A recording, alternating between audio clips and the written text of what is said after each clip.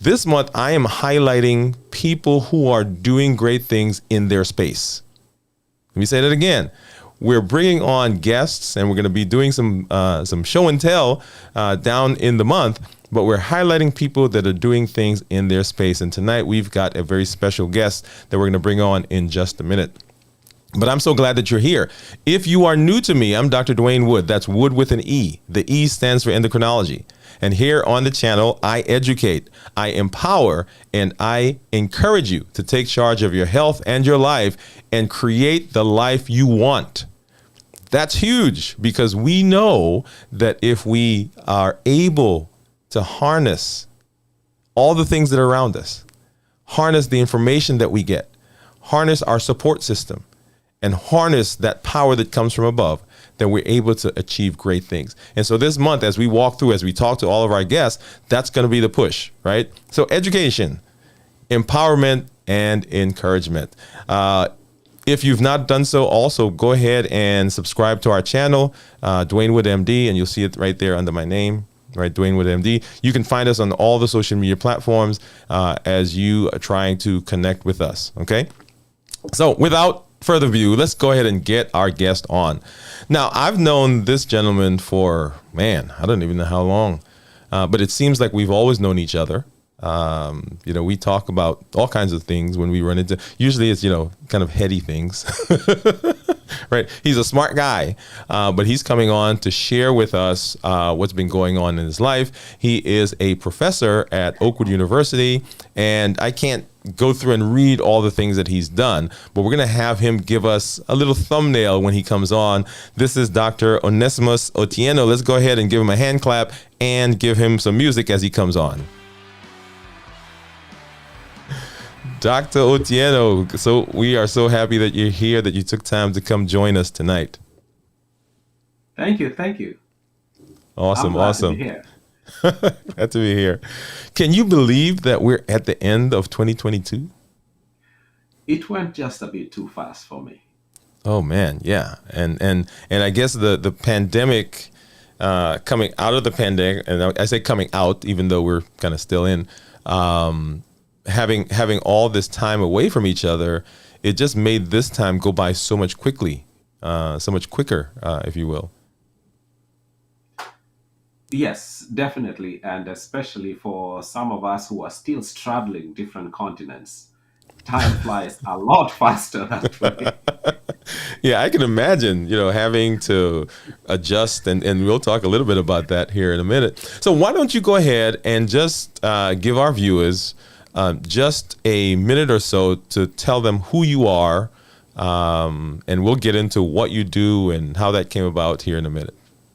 So take a minute and do that.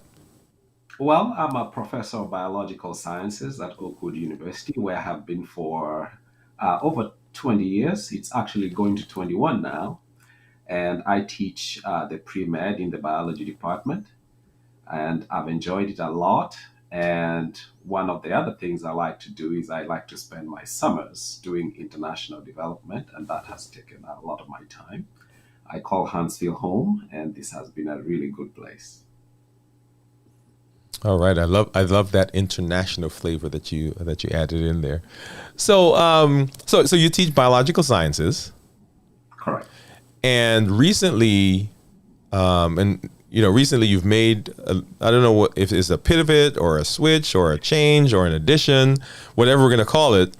So tell us a little bit about your backstory. What got you into the biological sciences in the first place? Let's start there. Well, that's true. When I was in graduate school finishing up my degree, I did not plan to teach until probably something like 6 months before I graduated. I figured I needed to find something I could do right away while I think life through. And this opportunity came at Oakwood University to come and teach in the biological sciences. I said, oh, sure. I'll go do it for maybe 2 or 3 years, and then I will do whatever else. And it's been 20 years and I don't seem to go anywhere. So it was, teaching was not my first choice. But after I came in, it has been very accommodating, a very enriching experience. I've met some very dynamic people, And that has been a very enriching environment for me. Wow. So I guess for the people who are watching right now, have an open mind, right? Correct. Because you never know which way how things will develop, and that's going to come into play again as we talk about the rest of your story. Having an open mind. So anyway, so you're studying, and you eventually decide, okay, I'm going to teach. You come to Oakwood, and you've been teaching. Tell us what that's been like interacting with the students. I think to me, one of the most exciting part is working with students. They come in the first year, they're new, they just came out of high school, they're excited about life.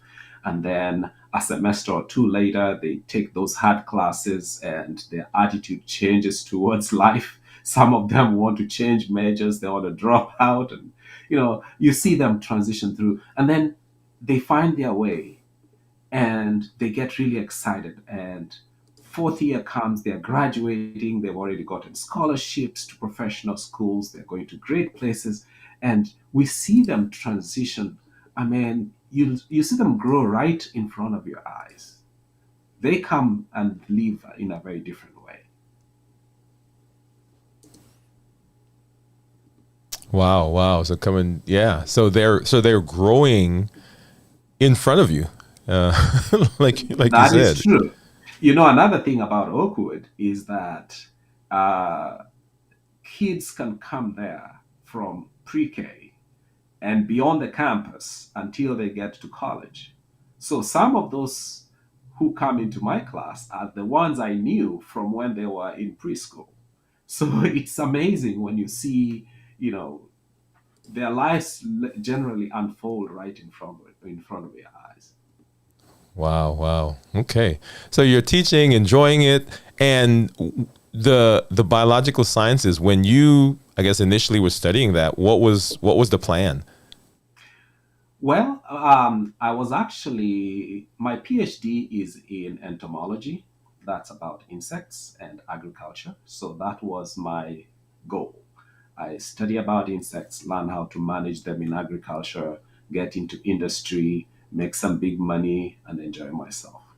So, coming into the biological sciences, it was a kind of natural fit because we have the same basic discipline. So, it wasn't a very big transition in terms of the subject matter. So, that was quite an okay transition. Although Oakwood University is not really an agricultural university, but being in the biological sciences basically allowed me to explore other things also. Okay, awesome, awesome. I love that. Love that. So as we're talking, and so the title of this is the shrinking world. Okay. So you mentioned that people are coming from everywhere, and you're interacting with all these students, and you're gaining perspectives on a lot of them. And how did that change how you thought? How did that change how you taught? Well, one thing I never learned, it's amazing that in university, many who teach in university do not go to school to learn how to teach. You basically learn it on the job as you work. So coming out, I knew my subject matter, and I always thought that a teacher is to stand out there and talk about your content and get students excited about photosynthesis and respiration and all those things. But then I discovered it's really more about interacting with the whole person. You talk to somebody about the subject matter, and that's fine. But the subject matter just gives you a context in which to have a relationship. So they come in, learn, and in the process, they transition professionally, they grow in person, and all those things. So I learned that when I stand there in the classroom, I'm not just looking at the subject matter, I'm actually looking at the student and what are their goals? What do they want to do? If the student is not excited today, what could be the problem? Is there some way we can make things more exciting? And there's nothing that beats a personal relationship with your class. Oh, wow. So personal responsibility. So it's the student isn't learning.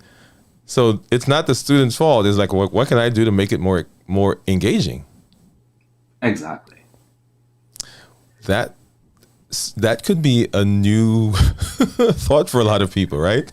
You see, the interesting thing is you are the leader in the classroom. You're the teacher. So if something goes wrong, you take the leadership in fixing it. Yes, the student has a problem, but you take the leadership in trying to fix it. And the first part of fixing is trying to understand it. And sometimes it's easier for you to transition as the teacher than the student to actually transition.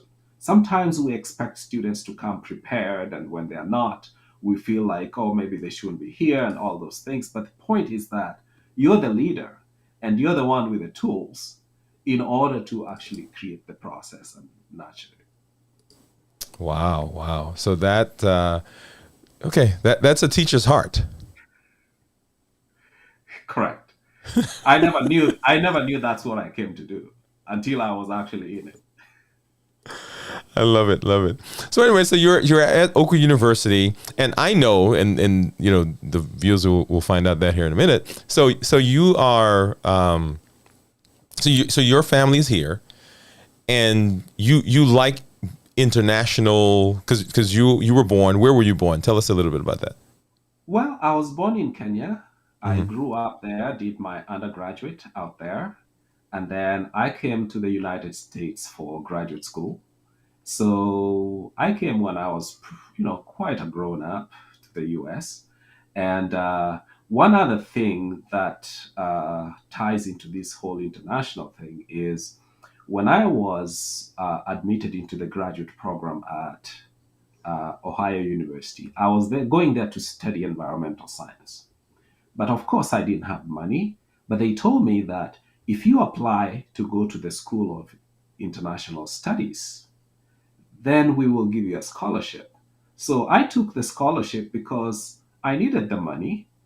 But then later I realized, my goodness, this is the one thing that totally transformed the way I see the world because I ended up with a degree, an extra degree in international affairs.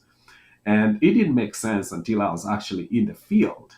Then I realized that was quite an asset, and it's something that I had been sitting on for quite a while. Wow, wow. So and you know, I'm just anxious to get to this shrinking world that we're talking about. Um, I'm sitting here in my studio. You're sitting at your house, but we could just as easily be, you know, me here in Alabama, and you be on the continent of Africa somewhere, or for instance, I have family that are in South America, and we can talk to each other and interact as though we are just in the house next door or the room next door. That is correct. I think what the internet did is the boundaries of distance just dissipated. They just disappeared. They don't exist anymore. The way I'm talking to you across the street from your house is the same way I will talk to you on the other side of the world. And I think many people kind of knew this, but we didn't realize the impact of it until COVID 19 hit. And suddenly, everybody is more welcoming to the idea of doing things online. I mean, people took a long time to start shopping online. Now they even see their doctor online. They're getting online degrees. I remember talking to people, do you want an online degree? No, no, no, no. I want to go to a brick and mortar school because those degrees, we're not sure about them. Oh, come on now. People are getting online degrees and they're getting jobs just like anybody else. So I think the world has opened its heart and its mind to the the digital world to where now it has become a more fundamental part of our lives. Right. Yeah. Wow. Wow. So you mentioned COVID. And if you're listening, guys, we're going like decades. We're going decades ahead, right? As we go through this conversation. So the internet comes around, and there is this connection that we have, and we used it and we flourished with it, right? Because commerce increased, community, quote unquote, increased, and there's a lot of people who will say no, we didn't. But anyway, so we're able to connect now. So no longer do we have to take that piece of paper, write my note, put it in an envelope, and send it to my cousin who is wherever. I pick up the phone and I call. I send a text. I take a picture, right? So the iPhone came out, and all this stuff is happening, and then COVID starts, and the world shuts down. So there's no gathering together. There's no going to the office. There's no meeting. There's no, and I use this, people say they don't do this anymore anyway. No, there's no water cooler where people are stopping, right? There's no break room, and everybody is in their space. And Zoom takes off, and we're Zooming. I mean, I think people got tired of being in Zoom rooms. How did COVID affect you personally? Well, first I was scared because we are in the front lines. Being in a school with students, your contact exposure is very high. So I was happy when somehow we could figure out a way to continue teaching without that high risk. And something else is that it's a little different when you're teaching a science class, because a science class has labs, and that's another big animal that we had to deal with. But there are ways, thankfully, there are a lot of advances that have been made, even in the last 2 or 3 years. A lot of advancements have been made in teaching science online. And so this affected me because suddenly we found ourselves in the house.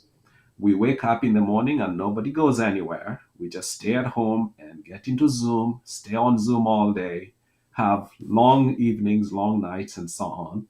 And then at some point, the question was, um, can we safely move from point A to B and then basically isolate ourselves in another place?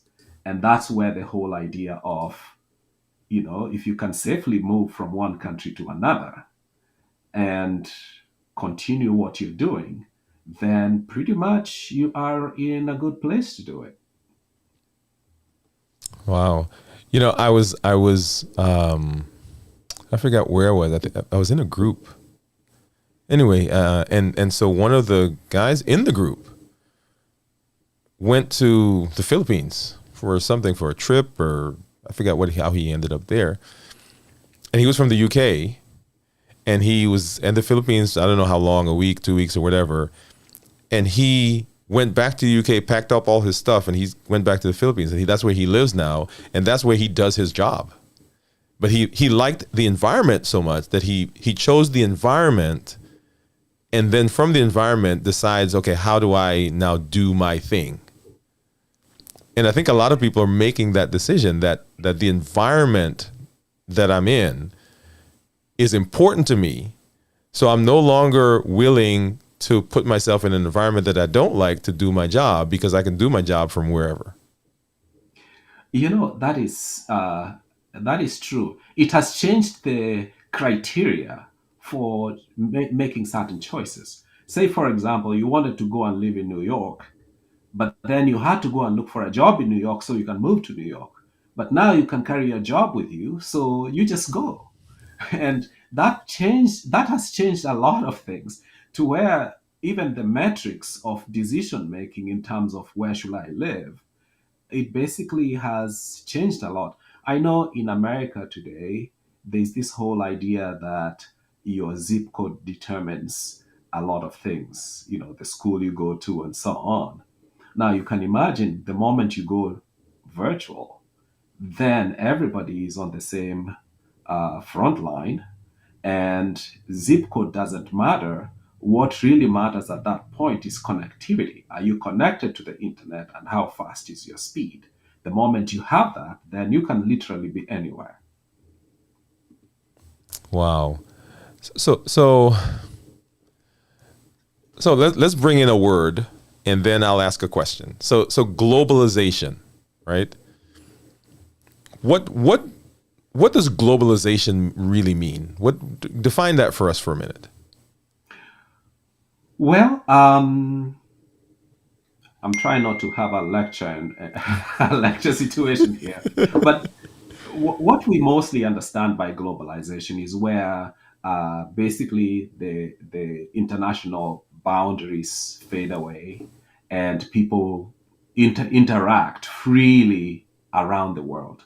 That means you can decide you want to buy something from another country and you buy it from there. You decide you want to uh, do commerce, you want to travel, you want to interact with people. So globalization is where we now all belong to one place, which is the world, rather than people belonging to individual countries. Does and here's the question, right? Does globalization equal the playing field, right? Because you said, well, we used to say, okay, if you were in this zip code, then that really kind of gives you a leg up over the guy who lives in this other zip code.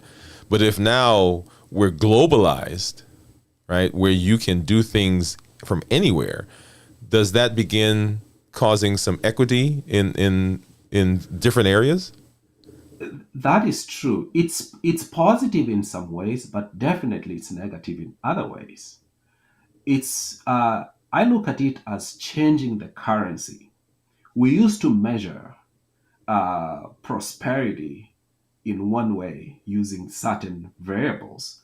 And now we measure it using different ways. Now we measure it by how portable is your job and how much access do you have to the internet and things like that, so that the your access to the internet is really what determines how successful you're going to be in that environment. Now, there are some, I mean, children as young as third and fourth grade are managing their online activities, school and so on. I mean, we saw that happen during COVID. And so people can get as early as that. And it's not for everybody. I think we need to also recognize that there are people who thrive better in that environment, and there are some who need a more nurturing, they need more contact, more face to face activities, and so on. So you have to be very uh, intentional in creating the ideal, robust environment for yourself. Otherwise, just going virtual does not necessarily answer all the questions. Good point. Wow. So COVID begins, you're teaching, and you were tapped, as it were, to really do a plunge into the globalization world. Okay, tell us a little bit about what was going on prior to that and how that came about. Well, there are probably, this is at the crossroad of five or six different stories, but the the simplest of it is, um, for the last, say, 8 to 10 years, I have spent summers working internationally. I do short-term projects and I spent time in different countries.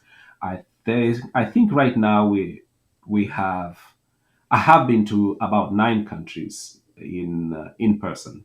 So that was my summer, my summer job. I go spend time, do this in the summer. When school starts, I come back, spend the school year, and then I take off in the summer, and basically we do that.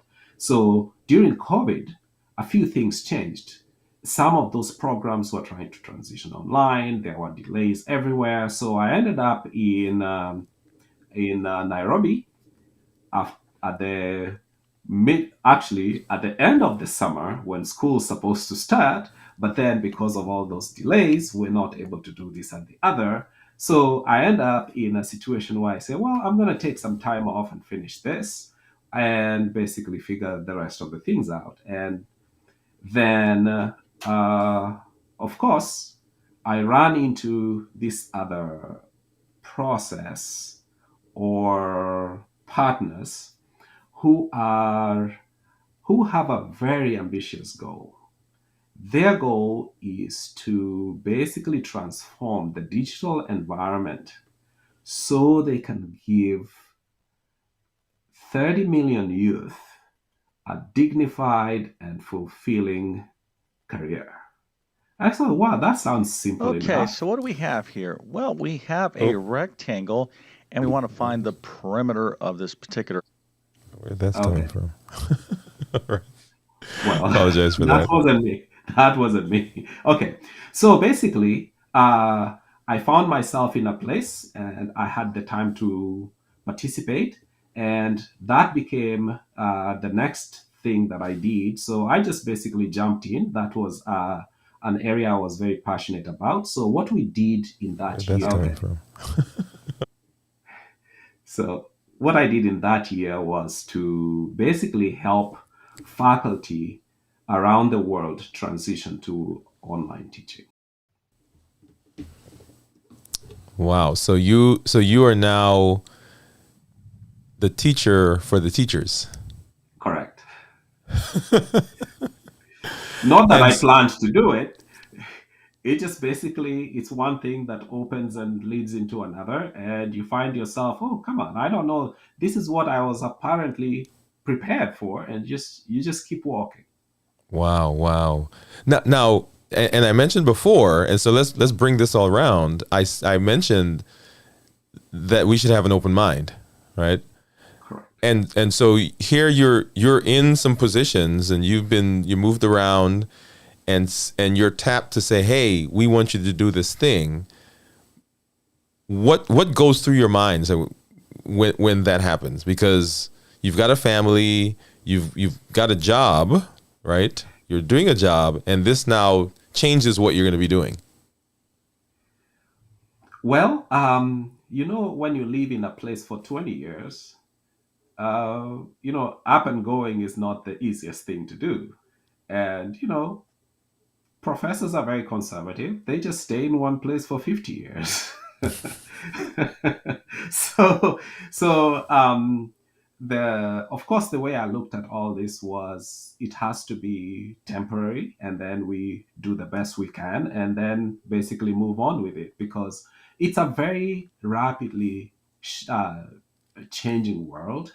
It's very difficult to actually even predict what is going to happen from year to year.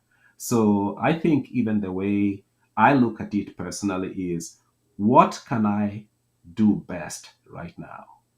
Mm, And hopefully, what I'm doing right now will give me the leverage for the next step. right. Wow. Wow.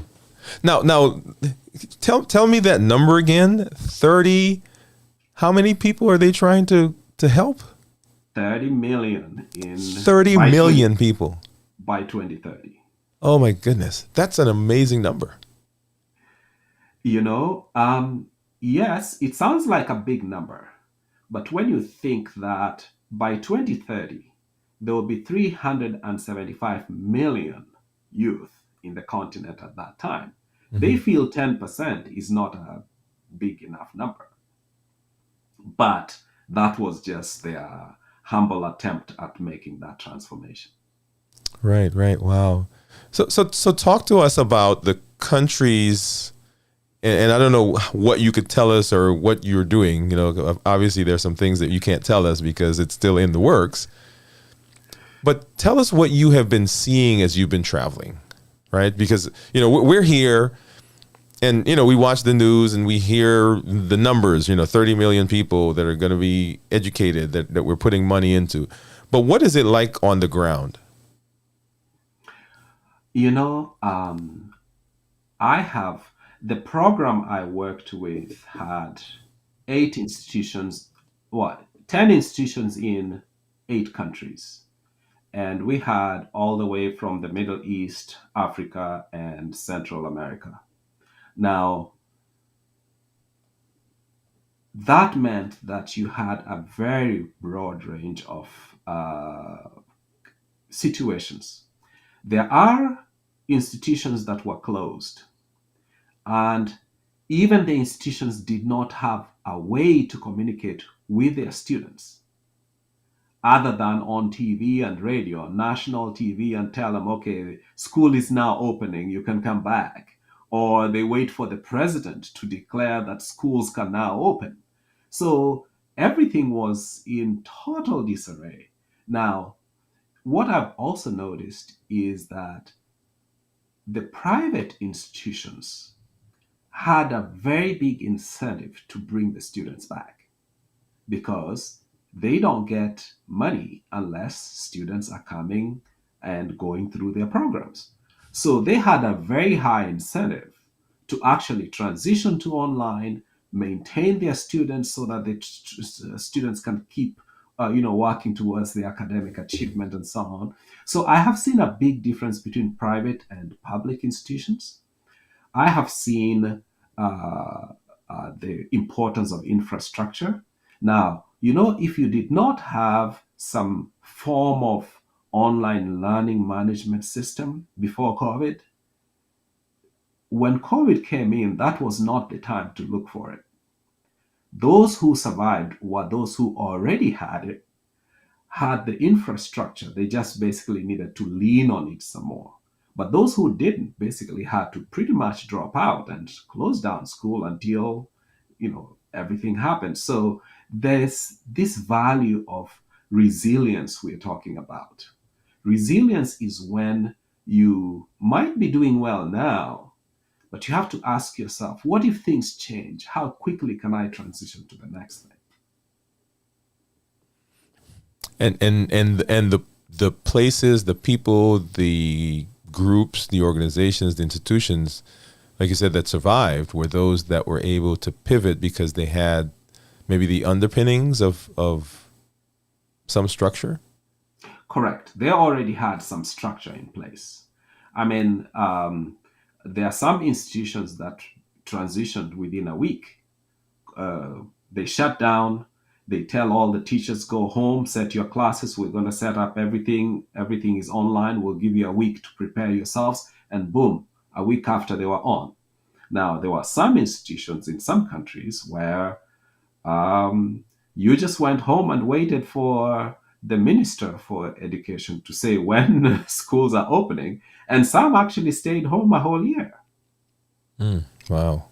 Yes. And I think that's one thing that COVID did. I think this is the first time in the history of the world that academia shut down. Ever. Ooh. That's an amazing, maybe frightening thought that this happened and was able to happen. I know here in the United States there were so many mixed messages, so much angst over opening schools, closing schools. When should we do partial? In the elementary schools, there were schools where half the people came and then one day and then another half came on the next day. And so I'm excited that we are getting back into our lives. I'm excited that, and I can't say that COVID is a good thing, but there were things that COVID did that we could never have done had we not had to go through and make such a drastic change in what we were doing. Correct. And, the unfortunate thing is that some of us get a glimpse of a vision and we commit our families. And we actually experimented on this as a family. And when the schools were reopening and they were like, when the COVID rates go high, we will shut down and all that. So we said, is that the only was that our only option? And then we found out that in our county, there was actually a full-time online program for elementary schools. Our kids are in elementary school, third grade and sixth grade at that time. And the difference is that, you see, most teachers are not trained to teach online. But then the 100% online schools had the teachers who were trained to teach online. So we made that decision to actually take our kids to the teachers who are trained to teach online. And they had all the resources to actually do it. So for us, when COVID cases went up or down, it really didn't matter because the kids were on 100% online virtual school. And so we just had a more predictable learning environment. We had a more predictable schedule. And it was a lot easier to manage things like that for us. And you know, you and your family was actually able to utilize that to have some interesting experiences. That is true, because you know, the moment we realized that we are virtual anywhere, what we were trying to figure out is when is the first possible opportunity to travel safely and basically go into another secure place somewhere else. Some of us who have families across the world, it was very frightening when you know that I might not be able to see my mother as often as I want to, and so on. So what we did was, as soon as we were able to do that, we just basically traveled and continued that. So that is one thing that I think the whole transition has done. People used to travel very long distances to see friends and family for a weekend and then come back, or a week or two and come back. Now you can basically travel to see your family members for a month while you put work in between. So you interact, on your off time, but then you're able to actually stay longer. And I have friends who've done that, and they find it quite fulfilling because your trips are not as hurried because you can go and stay there longer, even though you're still working while visiting. It's basically a very different environment. Wow. So let's pivot for a minute. Everybody's using that word, right? Pivot. So you're now in the globalization phase, right? So everything's globalized. You're traveling. What exactly are you doing in your travels? Well, I have two kinds of travels. Let me talk about work travel. Work travel, I go and meet faculty in different institutions, and uh, uh, I I used to do a lot of training faculty on how to integrate critical thinking into their curriculum. And I did that with Windrock International, which is a USAID funded agency. And most of them are TVETs, that's vocational ed programs. And what I do with them is I basically look at their curriculum and I say, here is how you can modify it in order to have more critical thinking activities into your course. So I did that for a while. And now with COVID coming in, I'm doing a lot more online pedagogy, trying to transition the courses into an online format. So that's the little transition that has taken place. Now define.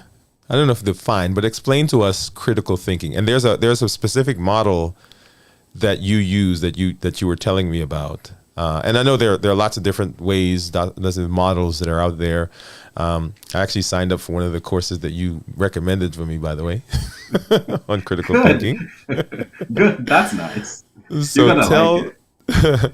so tell the audience what tell them about critical thinking. What does that mean?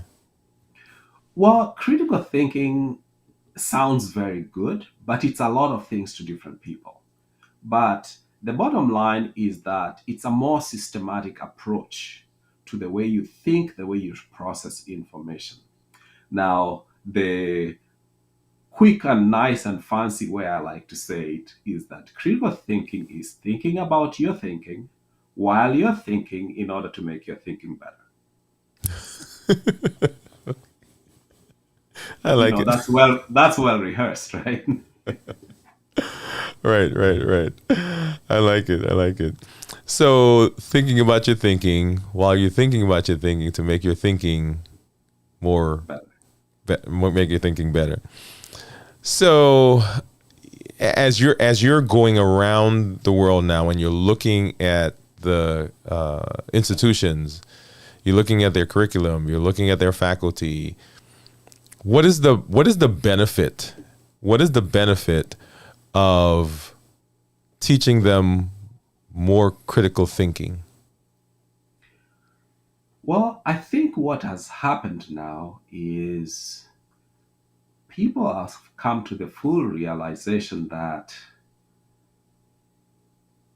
covering content does not solve problems.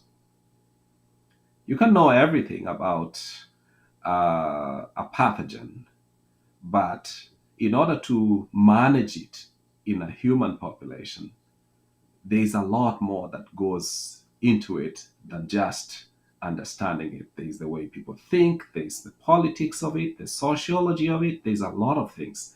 Now, so to be able to actually have a systematic way of coming up with solutions, or even try a systematic way of trying to understand the problem, I think to me is what now has created that need, because people have realized that you can get a degree, but then when you get to the job, the challenges that come to you do not come in those same chapters that you were presented in school. They actually come in a very messy way. Sometimes you can't even tell that it's actually related to what you studied until you actually critically analyze it. Wow, that is so true. And I think one of the things that we say in my field is that the patients don't read the books. So they don't come nicely packaged like the book presents them.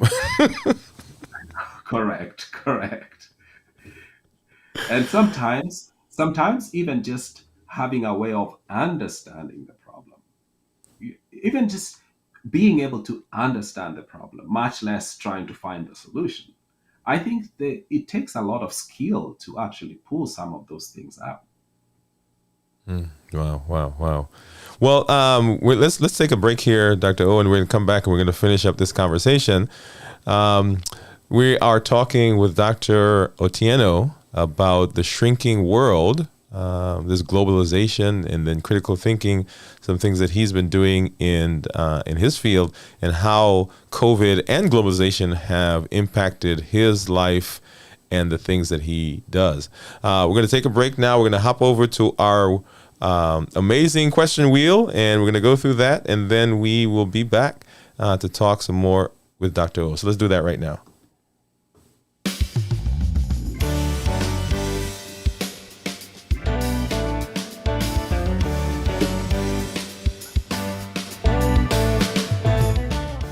All right. So if you have been with us, you know our amazing question wheel. If you don't know, these are the rules. You'll see questions on the board, and I'm going to spin the wheel. We're going to land on a question. I'm going to answer the question. The questions are random. They happen to be, we just finished our Diabetes Awareness Month, so they happen to be questions on diabetes and related things. But if you have questions that you want us to answer, and you want to get a shout out for the question that you sent in, go ahead and send those to any of our social media platforms. You'll see under my name there, Dwayne Wood MD, and we will be sure to get those and begin answering those questions, and we'll give you a shout out for it. So the rules are, we're going to spin, we're going to land on the question. I get to answer the question. The question or the answer has to be a real question. It can't be nonsensical. It has to be practical, usable, and concise, right? So those are the things that we need. And I have to answer it within the space of 45 seconds. Yeah, buddy. Okay. So that makes it a little challenging, but that's okay. We're gonna do what we do, and then when I'm done, I'm going to clip that out, make a little reel or short from it. We're gonna post it on our social media platforms, and when you go and you find it, and you should go and find it, I want you to, in the comments for the reel, for the short, for the clip that you see, I want you to put hashtag I was there. Hashtag I was there. I'm typing it in so that I can put it up on the screen. Let me make sure I spelled everything correctly. All right, hashtag I was there. And let's pop that up on the screen. Okay, there you go. All right, so hashtag I was there. So let's go ahead and let's spin the wheel and see where we land. Round and round and round it goes. Where it stops, I don't know. All right, let's see. Can I get off insulin once I start? Can I get off insulin once I start? So let's see. Let me think about that question. Let's think about the answer for a minute. And then we'll get our 45 seconds on the screen. All right, can I get off insulin once I start? Okay, let's see. How do I say this? Here we go. 45 seconds. Can I get off insulin once I start? The answer to that question simply is yes, if you are a type 2 diabetic who has not had a long history of uncontrolled diabetes that has damaged the pancreatic cells. So that's why we tell people when they first are diagnosed that we want to make sure that we give you a fighting chance to get off of insulin. And so we want you to control the blood sugars initially. But even if you've had diabetes for a long time, it is still possible to do that with lifestyle modifications.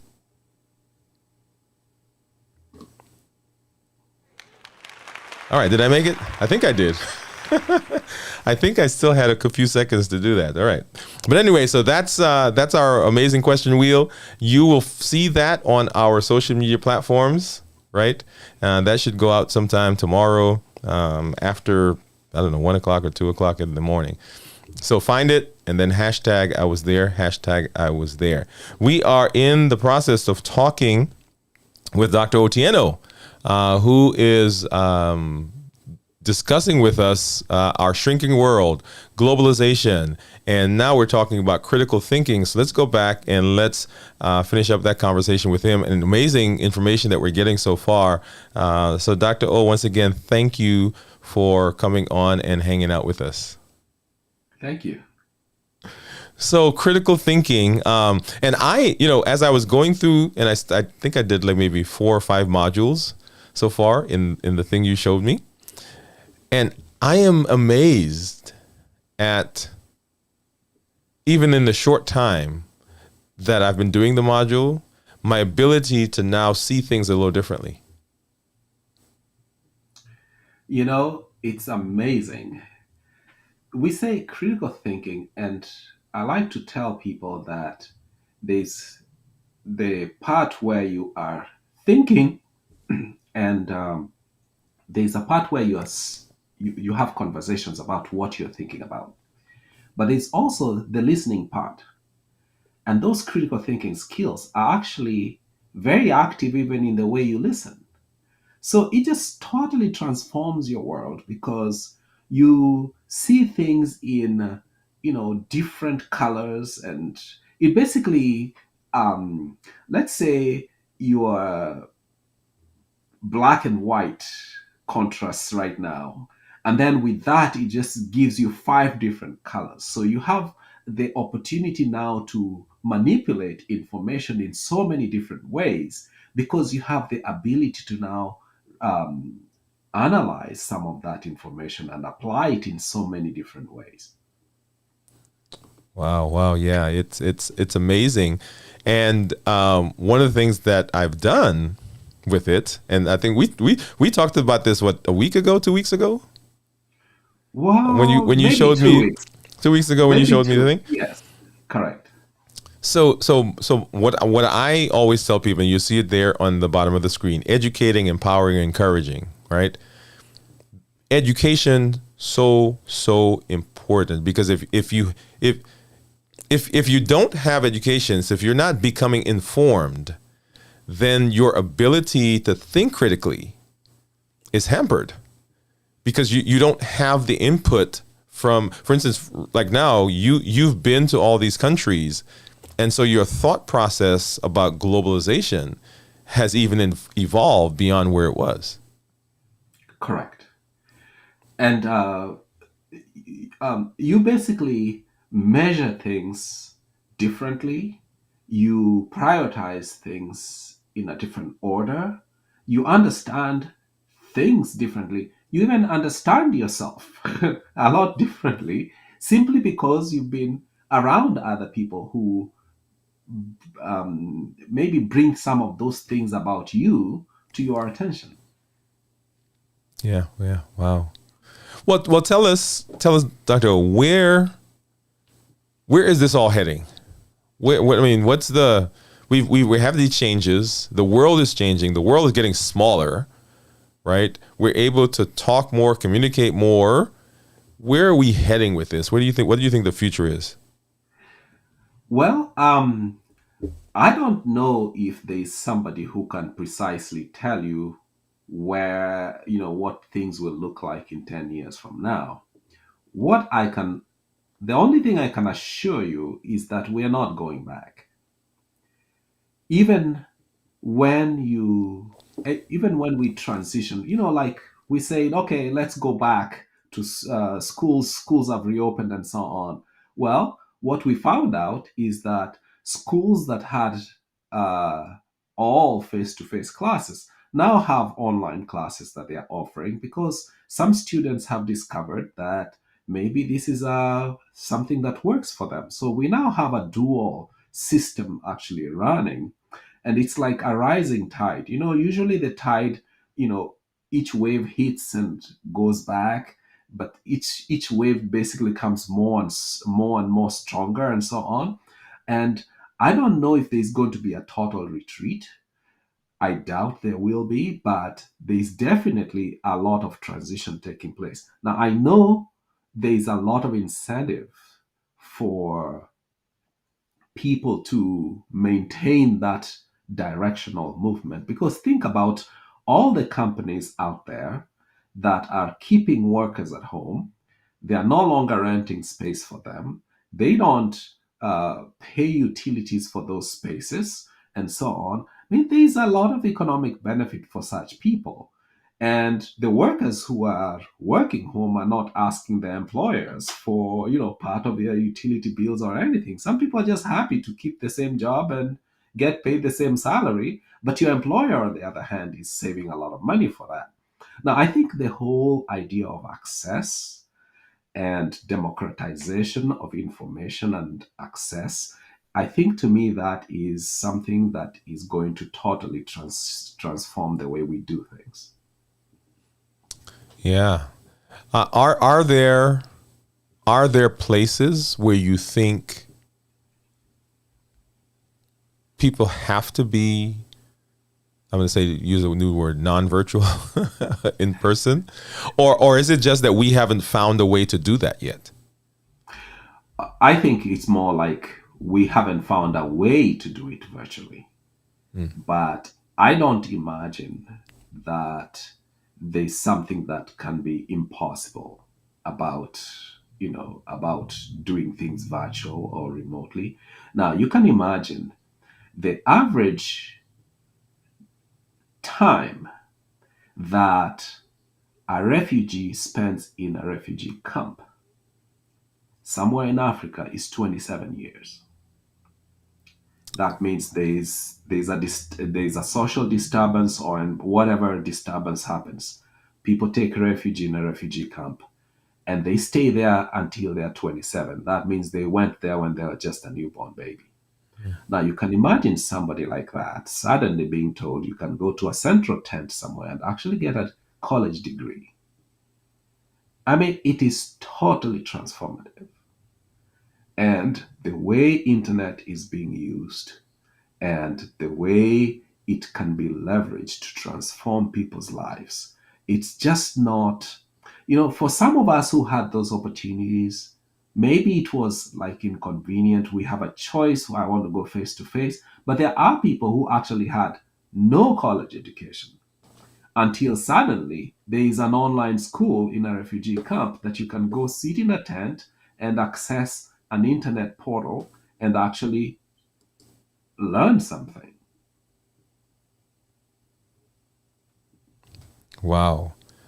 And is are those people part of the 30 million, or is that Exactly. another group that we're talking about? Actually, I think it's fair to say the Mastercard Foundation has what they call the Young Africa Works strategy.